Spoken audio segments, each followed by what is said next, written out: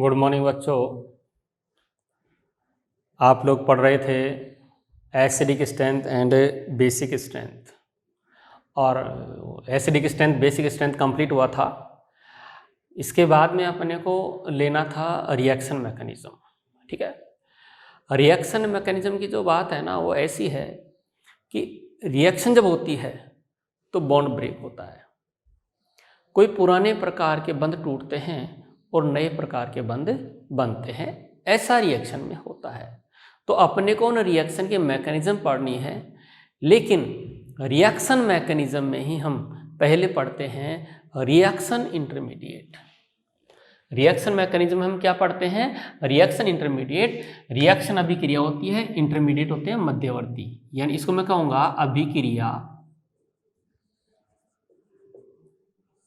अभिक्रिया मध्यवर्ती। यस, यानी किसी अभिक्रिया के बीच में बनने वाले स्पीशीज हैं। अभिक्रिया मध्यवर्ती जो है वो किसी अभिक्रिया के बीच में बनने वाले मध्यवर्ती हैं, बीच में बनने वाले इंटरमीडिएट हैं ये। ठीक है, तो जब कोई रिएक्शन हो रही है, पुराना बंध टूट रहा है, पुराना बंध टूटने के बाद नया जो बंध बनता है उससे बीच वाली जो स्थिति आ रही है वो आ रही है अभिक्रिया मध्यवर्ती। तो अपने को अभिक्रिया मध्यवर्ती का अध्ययन करते हुए रिएक्शन मैकेनिज्म तक पहुंचना है। रिएक्शन मैकेनिज्म समझ में आए इसके लिए अपने को इन बेसिक्स की जरूरत पड़ती है। रिएक्शन इंटरमीडिएट कौन कौन से होंगे, क्या होंगे, वो हम आपको अभी बताते हैं। ठीक है कि नहीं? और इसके बिना रिएक्शन मैकेनिज्म नहीं चलती है। ठीक है बच्चों, तो रिएक्शन इंटरमीडिएट यानी अभिक्रिया मध्यवर्ती की अगर बात करें तो अभिक्रिया में अपन ये देख चुके हैं कि बंध टूटता है, तो बंध का टूटना यानी बंध का वियोजन यह दो प्रकार का है। जब बंध टूटता है तो दो तरीके से अपने पास टूटेगा। भाई, अभिक्रिया होने के लिए क्या जरूरी है? बंध का टूटना। बंध टूटेगा तो एक है समांश विखंडन,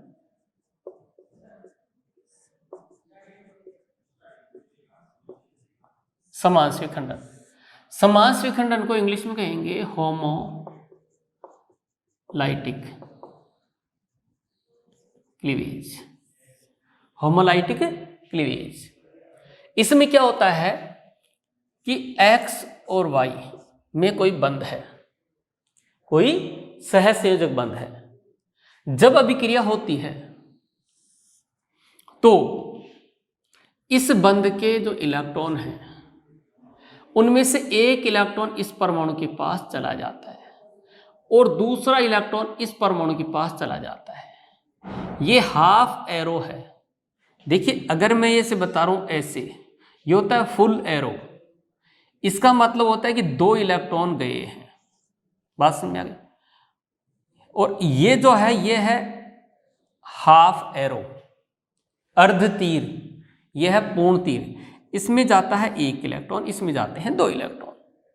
तो ये जो है हाफ एरो बताया हुआ है, अर्ध तीर बताया हुआ है, जो ये बता रहा है कि जब ये सहसंयोजक बंध टूटता है तो एक इलेक्ट्रॉन Y के पास जाता है और एक X के पास आ जाता है।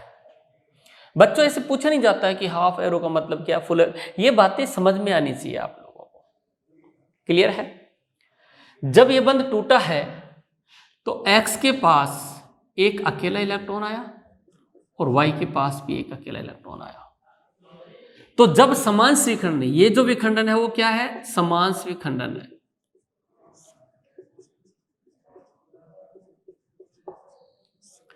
और समांश विखंडन में ये जो ऐसे बने हैं इनको कहा जाता है मुक्त मूलक। मुक्त मूलक यानी फ्री रेडिकल। Free radical. तो आपको ये ध्यान रखना है कि जब समांश विखंडन होता है तो मुक्त मूलक का निर्माण होता है, ऐसा आपको ध्यान होना चाहिए। तो अभिक्रिया मध्यवर्ती में जब अभिक्रिया हुई है, बंध टूटा है और फिर ये नया बंध बनाएगा तो प्रोडक्ट बनेगा ना। ये प्रोडक्ट नहीं है, ये होते हैं अभिक्रिया के मध्यवर्ती। तो अभिक्रिया मध्यवर्ती के रूप में हम मुक्त मूलक का भी अध्ययन करेंगे। अब ये प्रोडक्ट नहीं है, ये समांश विखंडन से जो स्पीशीज बनी है ये किसी अभिक्रिया के मध्यवर्ती हो सकते हैं, किसी रिएक्शन की प्रोडक्ट नहीं है। ये अभिक्रिया मध्यवर्ती है। तो अपन अभिक्रिया मध्यवर्ती में रिएक्शन इंटरमीडिएट में मुक्त मूलक भी पढ़ने वाले हैं। दूसरा विखंडन,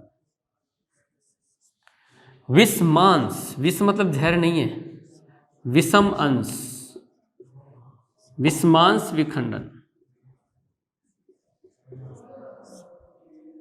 विषमांश विखंडन। विषमांश विखंडन को हम हेट्रोलाइटिक इंग्लिश में कहते हैं, हेट्रोलाइटिक। आप थोड़े से कंफ्यूज हो जाएंगे, क्या थोड़ा अच्छा लिख देते हैं, मुक्त मूलक, फ्री रेडिकल, ठीक है, हेट्रोलाइटिक क्लीवेज।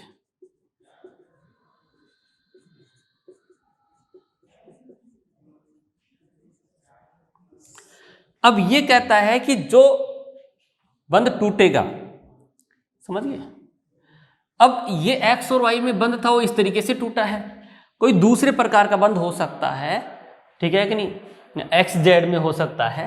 मैं यहां ले लेता हूं ये एक्स और ये जेड ले लिया, और यहां इसमें जो सहसंयोजक बंध के इलेक्ट्रॉन है वो इलेक्ट्रॉन जो अधिक विद्युतणी है वो जेड भी हो सकता है, एक्स भी हो सकता है, उसके पास गया। तो ये फुल एरो है, मतलब दोनों इलेक्ट्रॉन एक ही परमाणु के पास चले गए, एक ही परमाणु के पास चले गए, तो एक्स के पास इलेक्ट्रॉन की कमी हो गई तो ये प्लस हो गया, और वाई के पास इलेक्ट्रॉन की अधिकता हुई है, इसके पास एक इलेक्ट्रॉन की कमी हुई है तो इस पर एक धनावेश, इसके पास एक इलेक्ट्रॉन एक्स्ट्रा आया है, एक ऋणावेश। ये हुआ है विषमांश विखंडन।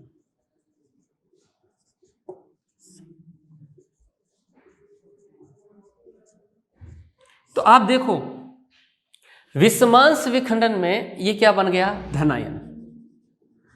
ये धनायन कार्बन पर होगा तो कार्ब धनायन बनेगा, तो जरूरी नहीं कि कार्ब धनायन बने क्योंकि परमाणु कार्ब, जरूरी नहीं कि कार्ब बनी हो, तो यहां कहता हूं धनायन, धनायन, और ये बनता है ऋणायन।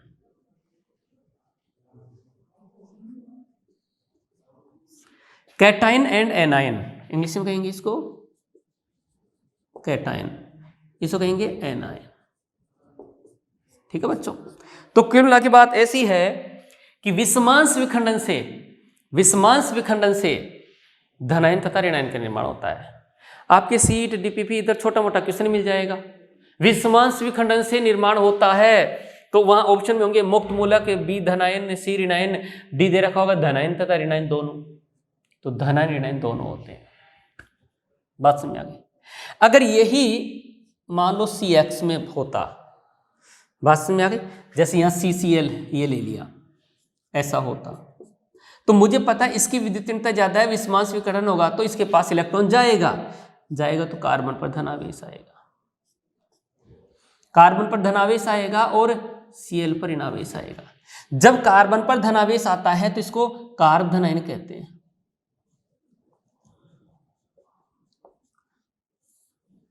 कार्ब धनायन। जब कार्बन पर धनावेश आता है तो उसको कार्ब धनायन कहते हैं। और यहां विखंडन कैसा हुआ है, विषमांश विखंडन।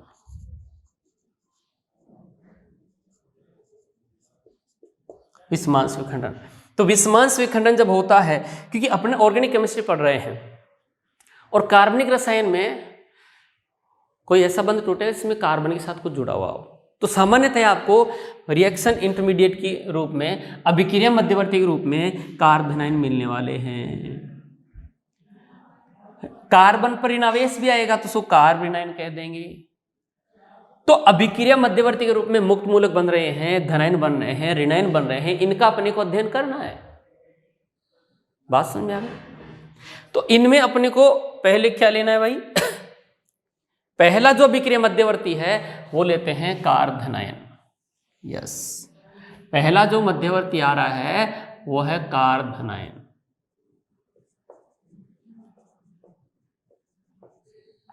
कार्ब धनायन, इसको कार्बेनियम भी कहते हैं, कार्बेनियम, ईयम, कार्बेनियम, ईयन ने जब आता है ना तो वो ऋणायन के लिए होता है।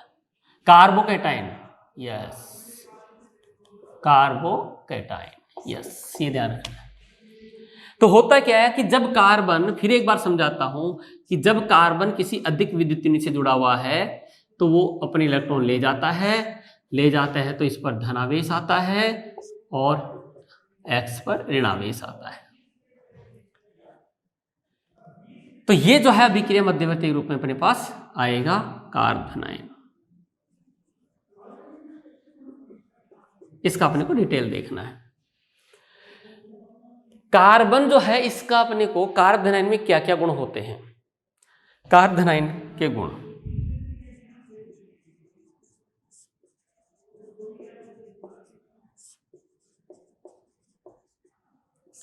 जब तक कुछ नहीं बोला जाए कार्बोनाइन के बारे में तो ऐसा कार्बोनाइन मानते हैं, ठीक है। कार्बोनाइन देख रहे हैं आप लोग कि इसका संकरण क्या है, पूछ रहे हैं कि इसका संकरण क्या है। तो संकरण की मैं आपको थोड़ी सी कहानी सुनाता हूं, है ना। वो ऐसे है, यही बता देता हूं। कार्बन के साथ में 4 सिग्मा बंध है, तो इसका संकरण है sp3, ठीक है, समझ रहे हो। कार्बन के साथ में डबल बॉन्ड है इधर और ऐसा है, इसका संकरण है sp2। इसके साथ में एक ट्रिपल बॉन्ड है ऐसा है, तो इसका संकरण होता है sp। और कार्बन के साथ में डबल बॉन्ड इधर, डबल बॉन्ड इधर, तो ये भी sp होता है। संकरण देखना आपको आना चाहिए भाई, ये आपके पास केमिकल बॉन्डिंग में आ जाता है, ठीक है। कार्बोनाइन के गुणों में हम ये देख रहे हैं कि संकरण क्या होगा। तो संकरण क्या होगा, इससे पहले हम आपको बता दें कि कार्बन के साथ में अगर 4 सिग्मा बंध है तो sp3 संकरण, 3 सिग्मा बंध है तो sp2, 2 सिग्मा बंध है तो sp, और 2 सिग्मा बंध है तो sp, ठीक है। लोन पेयर के केस में क्या होगा वो आपको वहीं बताएंगे, लेकिन ये आपको पता होना चाहिए। अब देखिए यहां पर इस कार्बन के साथ में देखो पाई बंध नहीं है, सिग्मा बंध है, तो इसका जो संकरण है वो क्या होगा, इसका संकरण होगा sp2। 3 सिग्मा बंध है, लोन पेयर नहीं है। जब 3 सिग्मा बंध है, एक लोन पेयर नहीं है, तो संकरण हो गया sp2। संकरण sp2 होता है तो ज्यामिति क्या है, ज्यामिति। तो 3 संकरित कक्षक होते हैं वो 120 पर अभिविन्यासित रहते हैं, तो उनके मध्य प्रतिकर्षण बल न्यूनतम होता है। तो यहां पर त्रिकोणीय समतलीय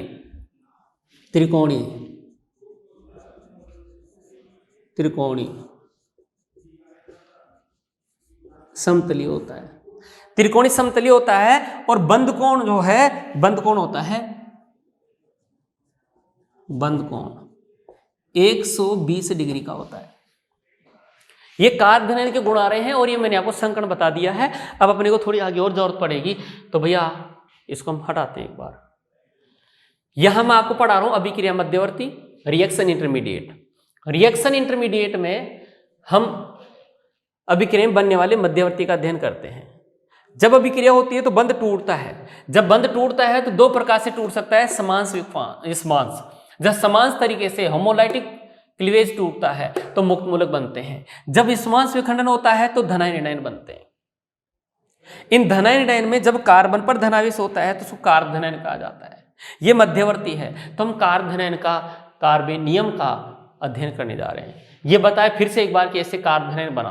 कार्बोधनायन किस प्रकार का है, कहां पर धनावेश है वो नहीं दे रखा हो तो आपको इस टाइप का कार्बोधनायन मानना है। इस टाइप का कार्बोधनायन मानना है तो उसका देखिए आप संकरण क्या आ रहा है, sp2। जब sp2 संकरण होता है तो ज्यामिति त्रिकोणीय समतलीय होती है और बंध कोण 120 डिग्री का होता है। हो गया। अगर इसके पास number of electron find out किए जाए, इसको मैं हटाऊंगा भाई, उसके पास number of electron find out किया जाए तो 6 इलेक्ट्रॉन आ रहे हैं। ऑक्टेट के लिए अगर मैं इलेक्ट्रॉन काउंट करूं, अष्टक के लिए उसके पास इलेक्ट्रॉन काउंट करूं, तो देखो आप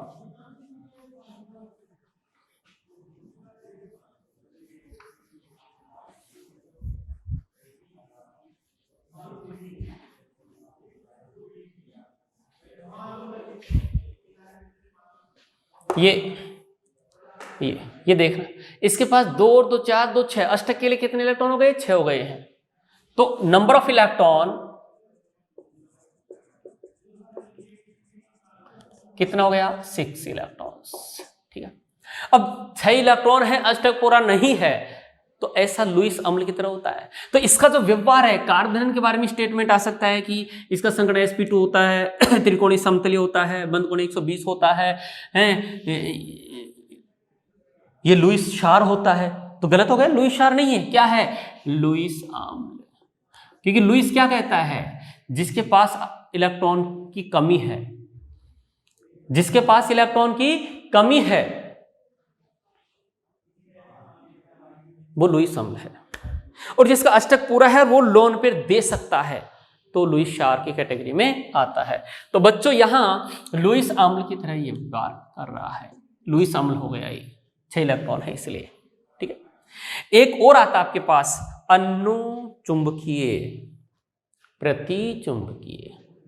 अनुचुंबकीय क्या है, प्रतिचुंबकीय क्या है, वो समझो आप। 2 हैं अपने पास, एक होता है अनुचुंबकीय, ये आपको आता है वैसे, लेकिन मैं बता रहा हूं फिर भी इसकी जरूरत पड़ेगी। अनुचुंबकीय, दूसरा होता है प्रतिचुंबकीय। ठीक है, अनुचुंबकीय इसको इंग्लिश में कहते हैं पैरामैग्नेटिक, और प्रतिचुंबकीय कहते हैं डायामैग्नेटिक। ये कई बार क्या है, इंग्लिश में ही दे देता है, कंपाउंड इज हिंदी में लिख देता है पैरामैग्नेटिक, और हिंदी में लिख देता है डायामैग्नेटिक। अब आप सोचते हैं ये तो पढ़ा ही नहीं, अपन ने तो अनु पढ़ा है, प्रीति पढ़ा है, अनु प्रीति नहीं, पैरा डाया, समझे बात? तो पैरामैग्नेटिक, डायामैग्नेटिक। ठीक है, इस तरीके से आ जाता है। तो इसमें जो है ना, इसमें अयुग्मित इलेक्ट्रॉन, जो पैरामैग्नेटिक है उसमें अयुग्मित इलेक्ट्रॉन होता है, इलेक्ट्रॉन उपस्थित। इसमें अयुग्मित इलेक्ट्रॉन क्या होता है? उपस्थित होता है। प्रतिचुंबकीय में अयुग्मित इलेक्ट्रॉन एब्सेंट होता है। ठीक है, यानी सभी इलेक्ट्रॉन युग्मित होते हैं।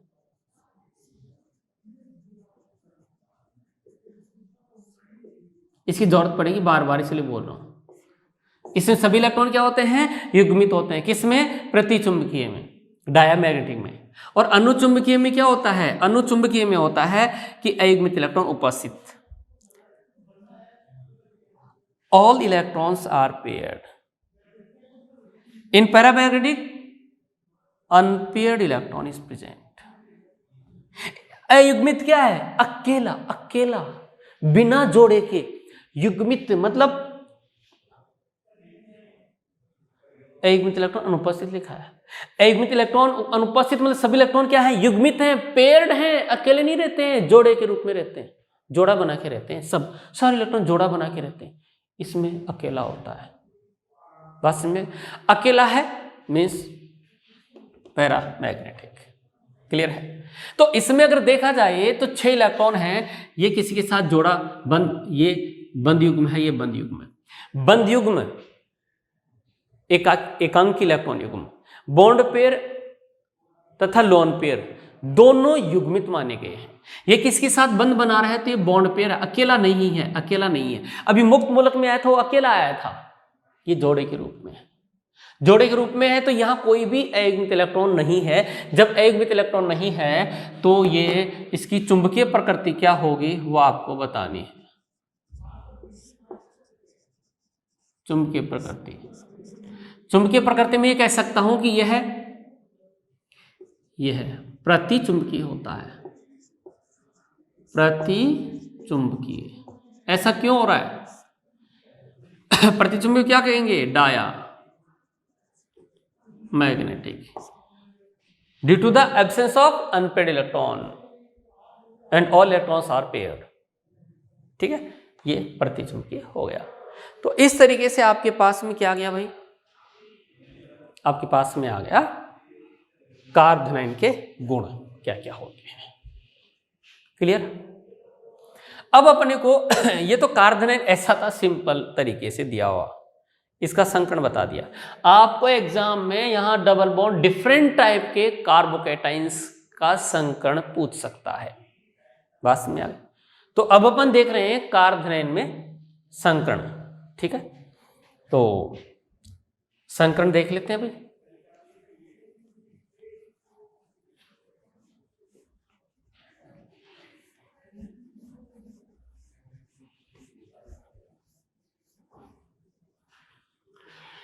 कार्बोनाइल में क्या पढ़ना है अपने को? संकरण पढ़ना है।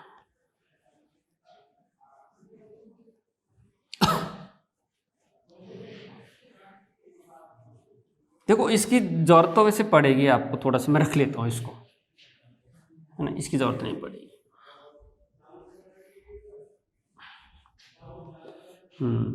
आपको ये जरूर बताया था कि ऐसा प्लस है तो इसका संकरण है sp2, ऐसा बताया था। ठीक है, मैं यहां आपके सामने एक क्वेश्चन लिखता हूं।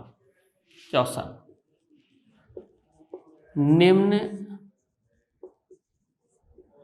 कार्बोनायन, निम्न कार्बोनायन का संकरण बताइए।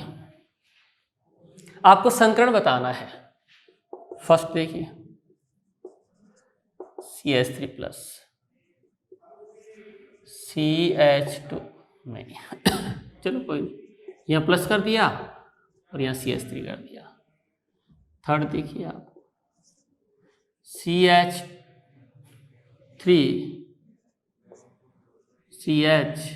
CH3 प्लस कर दिया, ऐसा। फोर्थ नंबर देखिए आप, इनमें आपको इनका संकरण बताना है। यहां संकरण बताना, नेगेटिव नहीं है ये इन अंडरलाइन कर रहा हूं, इनका संकरण बताना है, इनका संकरण बताना है। ठीक है,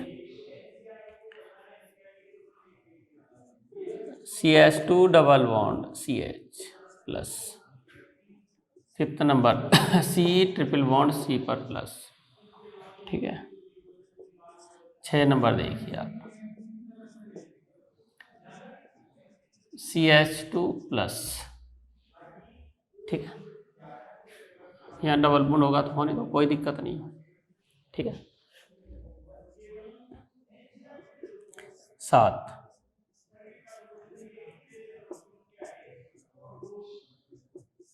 यहाँ प्लस,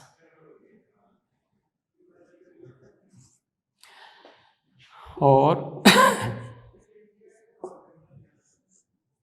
ये देखो यहाँ ये कनेक्ट हो रहा है यहाँ, और यहाँ पर प्लस है। ठीक है बच्चों, इनमें आप लोगों को जो जिस कार्बन पर प्लस है उसका संकरण बताना है, बाकी का संकरण तो आप बता लोगे, कोई दिक्कत नहीं आएगी। ठीक, अब इसमें अपन लेते हैं पहले वाला। अगर फर्स्ट वाले की बात करें तो देखो H और H और इस पर प्लस, 3 सिग्मा बंद आ गए, तो संकरण क्या हो गया इसका? sp2 हो गया।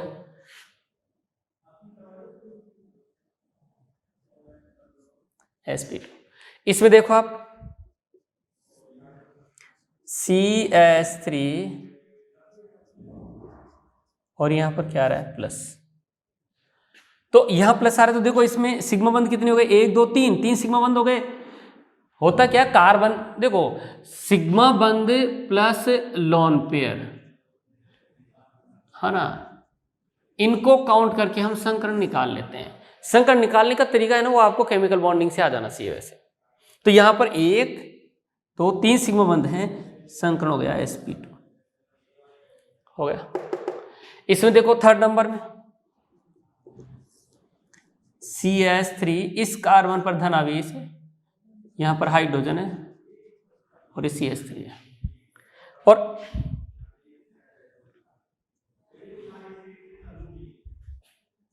इस पर देखो 3 सिग्मा बंध आ रहे 3 सिग्मा बंध आ रहे, तो संकरण क्या होगा इसका? sp2। ठीक, यहां तक ऐसे ऑर्डिनरी कोई दिक्कत नहीं आती। आपको प्रॉब्लम कहां आएगी? आपको प्रॉब्लम इसमें आएगी, आपको प्रॉब्लम इसमें आएगी, आपको प्रॉब्लम इसमें आएगी। कैसे है कि वो देखते हैं बाद में। इसमें देखो आप कितना नंबर है, 4 नंबर। बच्चों इनको अब एक बार हटा देते हैं, ये आप लोग याद रखना, ठीक है। क्या करना है, इसको याद रखना आप, मैं भी याद रखूंगा।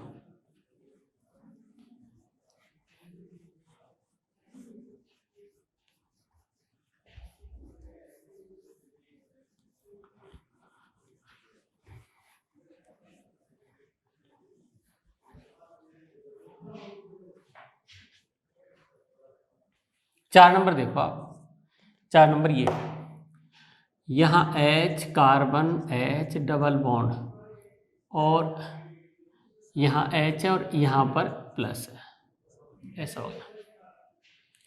तो यहाँ इसके पास में 2 सिग्मा बंद आ रहे हैं, लोन पेयर है नहीं, ठीक है नहीं, तो यहाँ पर संकर्ण क्या निकल कर आता है, Sp, ओनली Sp, ठीक है। यानी 2 ही सिग्मा बंद होते हैं यहाँ और 2 ही संकृत कक्षक होते हैं, दोनों संकृत कक्षक 2 सिग्मा बंद बना लिए। यहां भी आपको कोई दिक्कत नहीं आई। यहां प्रॉब्लम आएगी आपको अगर आप 5 नंबर में देखेंगे, है ना, C ट्रिपल बॉन्ड C और यहां पॉजिटिव आ रहा है। अब आप क्या देख रहे हैं, एक ही सिग्मा बंद है तो Sp संकर्ण होना चाहिए, तो S क्योंकि एक ही सिग्मा बंद है, लेकिन ऐसा नहीं है। इसके पास जो संकृत कक्षक है वो आपको नजर नहीं आ रहा है। यहां इस कार्बन का संकर्ण जो है वो Sp होता है। क्या होता है, Sp। जो दूसरा संकृत कक्षक होता है आपको नजर नहीं आता है, और वो ऐसा होता है HC ट्रिपल बॉन्ड ऐसे, और इसके पास ऐसे रहता है वो, जो कि वैकेंट है, खाली है। एक संकृत कक्षक इधर बनाता है, दूसरे वाला ये खाली रहता है। समझ रहे मेरी बात को। तो कार्बन के पास यहां जो है एक संकृत Sp कक्षक होता है ये वाला। तो कुल मिला के आपको इसका जो संकर्ण है वो नजर आता है कि S, लेकिन S नहीं है। कौन सा संकर्ण है, इसका संकर्ण है Sp। ये थोड़ा सा आपको तकलीफ देता है भाई, तकलीफ देता है, इसको आप ध्यान रखना। समझ में आ रही बात, यस। इसके बाद में आप लोगों को 6 नंबर देखिए आप, ये इसमें आप बिल्कुल डायरेक्ट देख सकते हैं, कोई तकलीफ नहीं है। ये कार्बन है, ये हाइड्रोजन है और ये प्लस है, ठीक है। और इसमें सीधा सीधा संकर्ण कौन सा निकल कर आ रहा है, Sp2 निकल कर आ रहा है। इसका आप लोगों को ध्यान रखना है। इसके पास एक संकृत कक्षक रहता है, कार्बन का एक S और एक P कक्षक भाग लेते हैं, ठीक है, यस। इसमें आ जाओ आप, वो भी समझने वाला है।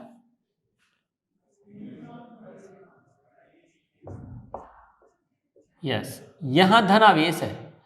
अब ऐसे धनावेश का संकर्ण आपने Sp बताया था। फिर एग्जाम्पल बता देता हूं, एक एग्जाम्पल ले लेता हूं, CH3 C डबल बॉन्ड और ये CH2 और यहां प्लस है, ऐसा। इस कार्बन का संकर्ण जो है ना वो Sp है। इस कार्बन का संकर्ण क्या है, Sp है। इसके पास 2 सिग्मा बंद है। ट्रिपल बॉन्डेड कार्बन का जो संकर्ण होता है वो Sp होता है। इसका भी Sp है। अब ऐसा पैटर्न देखता हूं तो एक तरफ डबल बॉन्ड, एक तरफ सिंगल बॉन्ड, एक तरफ डबल बॉन्ड, एक तरफ सिंगल बॉन्ड, तो संकर्ण क्या होना चाहिए, Sp, लेकिन Sp नहीं होता। अब आपको यह समझना है कि Sp क्यों नहीं होता, तो सुनो, जब Sp संकर्ण होता है तो 2 संकृत कक्षक होते हैं और दोनों संकृत कक्षक 180 पर विन्यासित हो जाते हैं। मार्क करना नजर नहीं आ रहा, कोई बात नहीं, समझ में आ जाएगा। यानी 2 संकृत कक्षक हैं, एक इधर होगा दूसरा इधर होगा, ऐसे, और इनके बीच में जो कोण होगा वो 180 का होगा जब 2 संकृत कक्षक होते हैं। अगर मैं इसका संकर्ण Sp मानता हूं, जैसा कि हम पढ़ते आ रहे हैं, इसका संकरण एक बार गलती है लेकिन मान लेता हूं sp है। इसका संकरण sp है तो दो संकृत कक्षक कितने पर विन्यासित होंगे? 180 पर होंगे।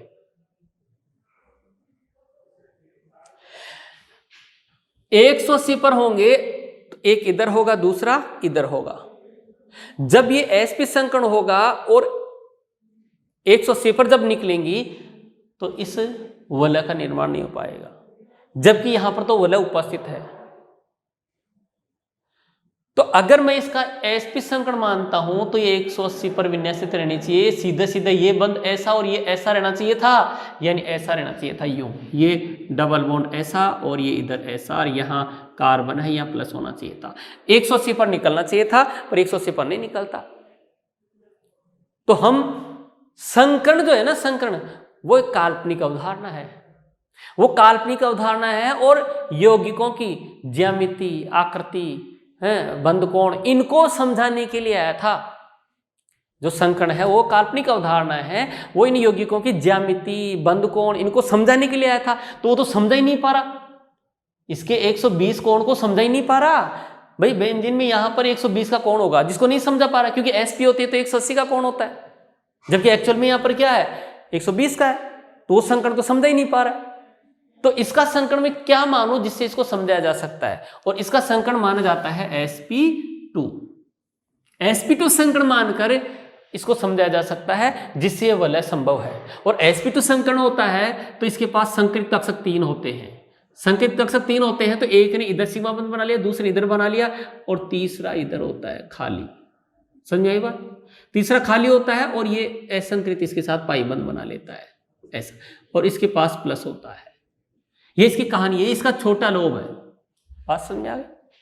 तो इस तरीके से इसका जो संकरण है वो sp2 होता है। sp मानकर इसको नहीं समझाया जा सकता, इसको sp2 मानकर समझाया जा सकता है। एक्चुअल में इसका संकरण होता है sp2, जबकि यहां क्या है? यहां sp है। इसको समझाया जा सकता नहीं है। ये बात समझ में? इसके बाद में ये आ गया अपने पास, ये जो कार्बोकेटाइन है,